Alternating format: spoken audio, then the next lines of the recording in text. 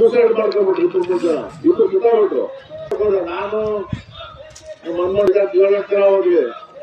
ನಾನ್ meeting ಮಾಡಲ್ಲ ಅಂದ್ಬಿಟ್ರು. ನಾನು ಕರೆಯಲೇ ಇಲ್ಲ ಅವ್ರನ್ನ. ಹೇಳಿದ್ದ ನಾನು ಅವ್ರನ್ನ ಆತ್ಮಹತ್ಯೆ ಮಾಡ್ಕೊಳಕ್ಕೆ, ಅಂದ್ರೆ ಅವ್ರನ್ನ ಚಳವಳಿ ಮಾಡಕ್ಕೆ ಹೇಳಿದ್ದ ಅಂತ ಹೇಳಿ. ಎಜುಕೇಶನ್ ಮಿನಿಸ್ಟರ್ ಹೋದ್ರು. ನಾನು ಹೇಳ್ಬಿಟ್ಟು ಅವತ್ತೆ ಈ ಪಾರ್ಟಿಲಿ ಇರುವುದಿಲ್ಲ ಅಂತ ಹೇಳ್ಬಿಟ್ಟು ರಾಜೀನಾಮೆ ಕೊಟ್ಟು 2:40 ಫೋನ್ ತೆಗಿತಾ ಇಲ್ಲ.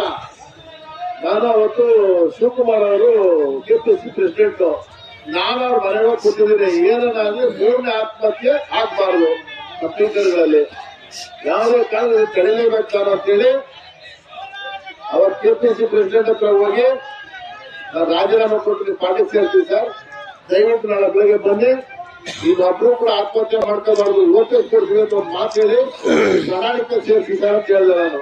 ಅದೇ ರೀತಿಯಲ್ಲಿ ಸ್ವಾತಂತ್ರ್ಯ ಉತ್ಸವಕ್ಕೆ ಬಂದು ನಿಮಗೆ 11:30 ಗಂಟೆ 11:30 ಬಂದು ಅವರು ಅದನ್ನ ಘೋಷಣೆ ಮಾಡಿ ನಮ್ಮ ಸ್ಟ್ರೈಕ್ ಅವತ್ತು ಸಕ್ಸಸ್ ಮಾಡಿದ್ರು. ತಪ್ಪಿದ್ಯಾ? ಬಹಳ ಸಂದರ್ಭದಲ್ಲ. 141 ಇವತ್ತು 141ನೇ ದಿನಕ್ಕೆ ಸ್ಟಾಪ್ ಆಯ್ತು.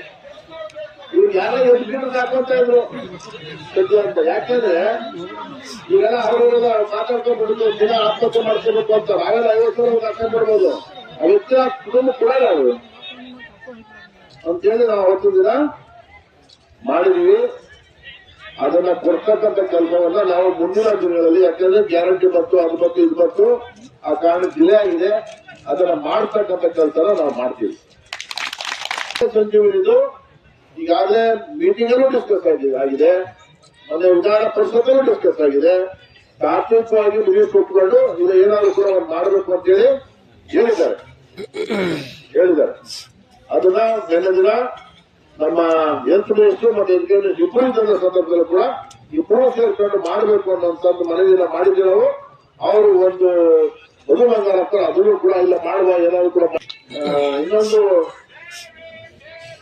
ಗಾಡಿ ತುಂಬಿಕೊಳ್ಳುವ ಅಂತ ಕೇಳ್ತಾ ಇದ್ದೀರಿ. ಕೊಡಿಸುವ, ನಿಜ ಕೊಡ್ಬೇಕು. ನೀವು ಉಳ್ಕೊಂಡ್ರೆ ಸಾಕೀಗ ರಿಟೈರ್ಡ್ ಆಗುತ್ತಂತ. ಬರೀ ಓಪನ್ ಆಗಿ ಮಾತಾಡ್ಬೇಕು, ಯಾವತ್ತು ಪ್ರಾಕ್ಟಿಕಲ್ ಆಗಿರ್ಬೇಕು. ನಾವು ಇನ್ನೊಂದು ತಿಳ್ಕೊಂಡ್ರಿ, ಸುಮ್ಮನೆ ನಾನು ಚಪ್ಪಳ ಹೊಡ್ಸ್ಕೊಂಡು ಅದು ಇದು ಅಂತ ನಾನು ಮಾತಾಡೋದಿರಕ್ಕೆ ಅಲ್ಲ. ಅರ್ಥ ಆಯ್ತಲ್ಲ? ನೀವು ರಿಟೈರ್ಡ್ ಆಗುವಾಗ ಒಂದು ಪೆನ್ಷನ್ ತಗೋಬೇಕು.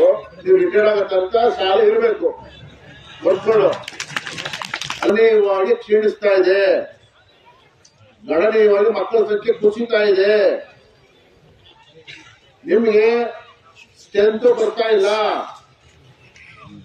ಎಷ್ಟು ಜನ ಹೆಚ್ಚುವರಿ ಆಗ್ತಾ ಇದ್ದೀರಿ? ನಾನು 2002ರಿಂದ ಬರೋಕ್ ಮೊದಲೇ ನೋ ವರ್ಕ್ ನೋ ಸ್ಯಾಲರಿ ಅಂತ ಇತ್ತು. ಗೊತ್ತಾಗಲ್ಲ? ನೋ ವರ್ಕ್ ನೋ ಸ್ಯಾಲರಿ ಅಂತ ಇತ್ತು. ನಿಮಗೆ ಎಲ್ಲಿವರೆಗೆ ಖಾಲಿ ಇದ್ರೆ ಕೌನ್ಸಿಲಿಂಗ್ ಆಗಿ ಮಾಡ್ಕೊಡ್ಬೇಕು ಅಂತ ಹೇಳಿ ಮಾಡ್ತಿದ್ದ. ಮತ್ತೆ ಕೋರ್ಟ್ ಹೋಗಿ ಅದನ್ನ NOC ತರಬೇಕು ಅಂತ ಮಾಡಿದ್ದಾರೆ.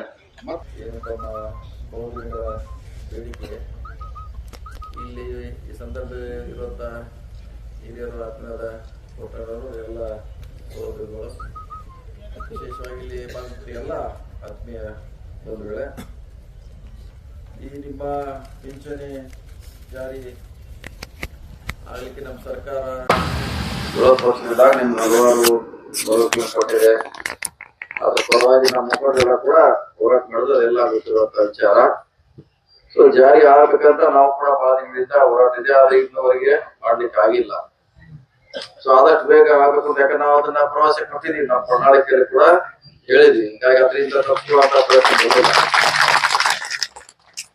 ಯಾವ್ದಾವ್ದು ನಮ್ಮ ಪ್ರಣಾಳಿಕೆಯಲ್ಲಿ ಇದೆ. ಹಿಂದಿನ ಸರ್ಕಾರ 13-18 ಕೂಡ ಸುಮಾರು 5 ಬಿಟ್ಟು ಸುಮಾರು 180-190 ಜಾರಿ ತಂದಿದೆ. ಈ ಸರಿ ಸುಮಾರು 200 ಘೋಷಣೆ ನಾವು ಮಾಡಿದ್ದೇವೆ. ಅದ್ರಲ್ಲಿ ಇದು ಒಂದು. ಸೊ ಇದು ಆಗ್ಬೇಕನ್ನೋದು ಕೂಡ ನಮ್ದು ಒಂದು ಇದೆ. ಸೊ ನಿಮ್ ಪುಟ್ಟಣ್ಣವ್ರದಾರ ಇನ್ನೂ ಸುಮಾರು ನಮ್ಮ ವಿಧಾನ ಪರಿಷತ್ 14 ಜನ ನಮ್ಮ ಪರವಾಗಿ ಹೋರಾಟ ಮಾಡಲಿಕ್ಕೆ, ಯಾವುದೇ ಒಂದೇ ವಿಷಯವನ್ನು 14 ಜನ ಮಾತಾಡಿ ಅಂತ ಎಲ್ಲರಿಗೂ ಗೊತ್ತಿರೋರ್ಗು ಇವತ್ತ ಲೆಕ್ಕ ತೆಗಿತಾ ಇದ್ವಿ. ಬೆಳಗ್ಗೆ 14 ಜನ ಇದೀವಿ ನಾವು ರಾಮನಾಥ್ ಅವರು.